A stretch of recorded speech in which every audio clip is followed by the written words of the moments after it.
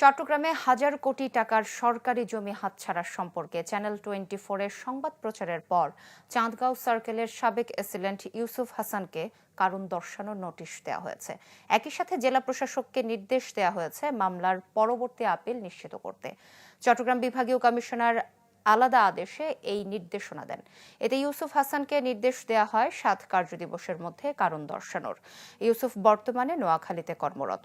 পত্রে জানতে চাওয়া হয় ১৬ শহর মৌজায় ইতোমধ্যে ১৭৮টি নামজারি খতিয়ান তৈরির তথ্য নিশ্চিত হওয়া গেছে। জেলা প্রশাসককে বলা হয় চূড়ান্ত আপিল পর্যন্ত সরকারের প্রতিদ্বন্দ্বিতা নিশ্চিত করতে।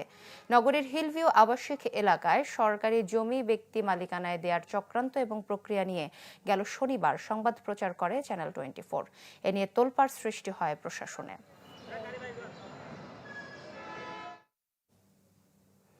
এনসিপি আজ